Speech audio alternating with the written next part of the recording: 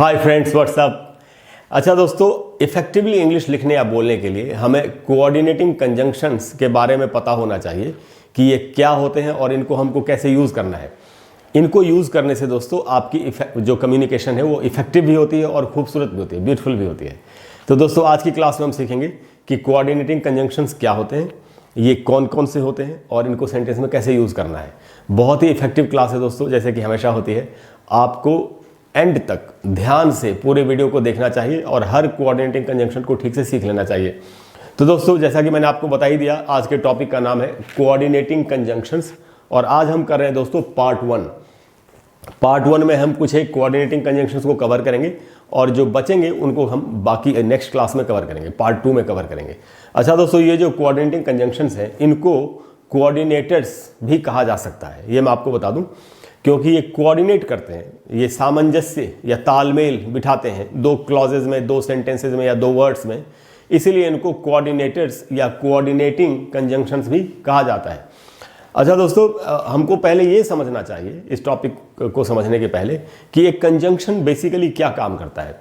तो दोस्तों एक कंजंक्शन का काम है दो शब्दों को जोड़ना, दो क्लॉजेस को जोड़ना या दो सेंटेंसेस को जोड़ना, ये हम सभी जानते हैं। तो एग्जैक्टली कोऑर्डिनेटिंग कंजंक्शन क्या काम करता है वो हम एक छोटी सी डेफिनेशन है उससे समझ लेते हैं। तो यहाँ लिखा है दोस्तों कि अ वर्ड, एक ऐसा शब्द दैट जॉइंस, जो जोड़ता हो, टू वर्ड्स, क्लॉजेज और sentences of equal grammatical rank. इसको दोस्तों थोड़ा ठीक से समझना है कि एक ऐसा शब्द जो जोड़ता है दो शब्दों को, टू वर्ड्स दो शब्दों को जोड़ता है, क्लॉजेज दो क्लॉजेज को जोड़ता है, एंड और सेंटेंसेज दो सेंटेंसेज को जोड़ता है ऑफ इक्वल ग्रामेटिकल रैंक। इसका मतलब क्या हुआ दोस्तों कि अगर एक तरफ सेंटेंस में अगर दो क्लॉज हैं तो एक क्लॉज जैसा है दूसरा क्लॉज भी वैसा ही होना चाहिए, एक सेंटेंस जैसा है दूसरा सेंटेंस भी वैसा ही होना चाहिए, उसी रैंक का, उसी लेवल का होना चाहिए, तभी ही कोऑर्डिनेटिंग कंजंक्शंस को हमको यूज़ करना होता है। तो ये बात आप समझ गए कि कब इनको यूज़ करना और ये क्या होते हैं। अच्छा दोस्तों, ये कितने होते हैं, तो इनको समझने के लिए एक बहुत ही पॉपुलर टर्मिनोलॉजी है और वो है दोस्तों फैन बॉयज़। इसमें जितने भी लेटर्स हैं FANBOYS, इन सब से एक एक कंजंक्शन, कोऑर्डिनेटिंग कंजंक्शन बनता है। तो दोस्तों F से बनता है फॉर। अगर हम ये याद रख लें फैन बॉयज़ तो आपके लिए इनको याद रखना बड़ा आसान हो जाएगा। तो F से बनता है दोस्तों फॉर, A से बनता है एंड, N से बनता है नॉर, उसके बाद दोस्तों B से बनता है बट, O से बनेगा दोस्तों और, Y से बनेगा येट और S से बनेगा सो एंड सो। तो ये सारे के सारे कोऑर्डिनेटिंग कंजंक्शंस है। अब हमको दोस्तों सीखना है एक एक करके कि इनको कैसे यूज़ करना है सेंटेंस में। तो पहले फॉर है दोस्तों, तो फॉर से स्टार्ट करेंगे। तो फॉर हमको कब यूज़ करना चाहिए? फॉर हमको तब यूज़ करना चाहिए व्हेन इट एक्सप्लेन्स रीज़न और पर्पस।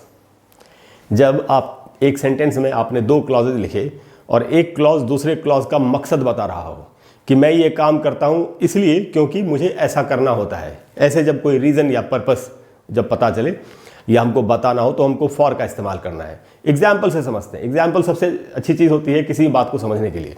तो दोस्तों यहाँ पर एक सेंटेंस है और ये बड़ा खूबसूरत सेंटेंस है कि I meet her every day, मैं उससे रोज़ मिलता हूँ। I meet her every day, मैं उससे रोज़ मिलता हूँ। अब हमको इसका रीज़न बताने की क्यों मिलता हूँ तो हम फॉर का इस्तेमाल करेंगे। For I long to see her face, क्योंकि मैं उसका चेहरा देखना चाहता हूँ। अच्छा दोस्तों, ये जो लॉन्ग है ये यहाँ पर एक वर्ब की तरह इस्तेमाल हुआ है। वर्ब की तरफ जो लॉन्ग को यूज़ करते हैं तो इसका मीनिंग होता है इच्छा करना। लॉन्ग एडजेक्टिव भी है जिसका मीनिंग होता है लंबा, वो अलग मीनिंग है। यहाँ पर मैंने इसको एक वर्ब की तरह इस्तेमाल किया। तो कहा जा रहा है दोस्तों कि I meet her every day, मैं उससे रोज़ मिलता हूँ। क्यों? क्योंकि for I long to see her face. तो दोस्तों यहाँ रीज़न बताया जा रहा है कि मैं ये जो काम करता हूँ उसका रीज़न या पर्पस ये है, ये कारण है, ये मकसद है। तो दोस्तों फॉर का ये यूज़ है, आप समझ गए अच्छी तरह से। अब हम दोस्तों आते हैं दूसरे कोऑर्डिनेटिंग कंजंक्शन पे जो कि है एंड।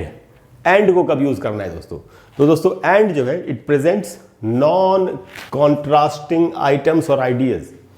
जब एक ही सेंटेंस में दो क्लॉजेज हैं या दो सेंटेंसेस को ही अगर हम जोड़ रहे हैं, अगर उनमें आपस में कोई विरोध नहीं है, अगर कोई कॉन्ट्रास्ट नहीं है, तब दोनों बात एक दूसरे का समर्थन कर रहे हो, तब हमको एंड का इस्तेमाल करना है।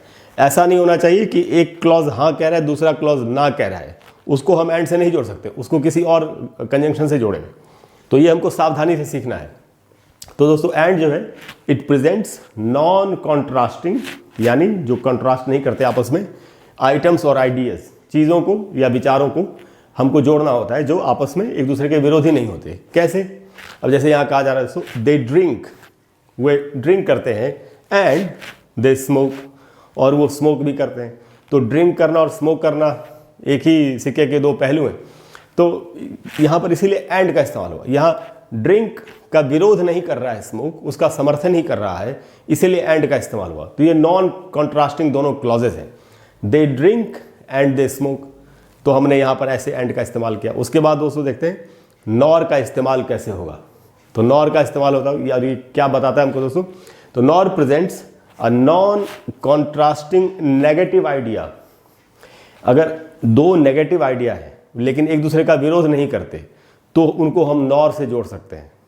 समझे कैसे? एग्जाम्पल समझते हैं। जैसे यहाँ कहा जा रहा है they do not drink, way drink नहीं करते, नॉर डू दे स्मोक, और ना ही वो सिगरेट पीते।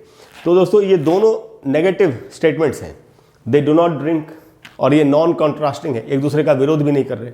जैसे ऊपर वाले सेंटेंस में वो दोनों एक दूसरे का सपोर्ट कर रहे थे, ये भी एक दूसरे का विरोध नहीं कर रहे, यानी कि सपोर्ट है, बट ये नेगेटिव सेंटेंस है, इसीलिए इनमें नॉर का इस्तेमाल हुआ। तो they do not drink nor do they smoke. तो ये नॉन कॉन्ट्रास्टिंग नेगेटिव स्टेटमेंट्स हैं। तो इस प्रकार से कभी नॉन कॉन्ट्रास्टिंग नेगेटिव स्टेटमेंट्स को जोड़ना हो तो आपको नॉर का इस्तेमाल करना है। उसके बाद दोस्तों हमारे पास बट, बट को कब कब यूज करना चाहिए? तो दोस्तों बट प्रेजेंट्स अ कॉन्ट्रास्ट और एक्सेप्शन। अगर एक क्लॉज या एक सेंटेंस दूसरे क्लॉज या दूसरे सेंटेंस का विरोध कर रहा हो, कॉन्ट्रास्ट कर रहा हो, तब हमको बट का इस्तेमाल करना है। कैसे दोस्तों? एग्जाम्पल समझते हैं। जैसे यहाँ कहा जा रहा है दे ड्रिंक, कि वे ड्रिंक तो करते हैं but they do not smoke, लेकिन वो स्मोक नहीं करते। अब यहाँ पर पहला जो हमारा क्लॉज है दे ड्रिंक, उसका विरोध कर रहा है ये वाला क्लॉज। तो वो ड्रिंक तो करते हैं लेकिन स्मोक नहीं करते। तो एक स्टेटमेंट दूसरे स्टेटमेंट का को कॉन्ट्रास्ट कर रहा है, इसीलिए हमने इसको बट से जोड़ा। तो दोस्तों देखा आपने कैसे हम for and nor and but का इस्तेमाल हमको करना चाहिए। इनको दोस्तों बहुत समझ के यूज़ करना है, और ये बहुत समझने के लिए बहुत मुश्किल नहीं है, ईजी है। थोड़ी सी प्रैक्टिस से, जैसे मैंने ये सेंटेंसेस बनाए हैं वैसे ही आप खुद से भी कुछ एक सेंटेंसेस बना सकते हैं। सोच सोच के जब हम खुद से सेंटेंस बनाते हैं वहीं से हमारी लर्निंग स्टार्ट होती है। अच्छा दोस्तों, अब आज हमने ये 4 को कवर किया। बाकी जो बचे हमारे पास वो है दोस्तों और, येट एंड सो।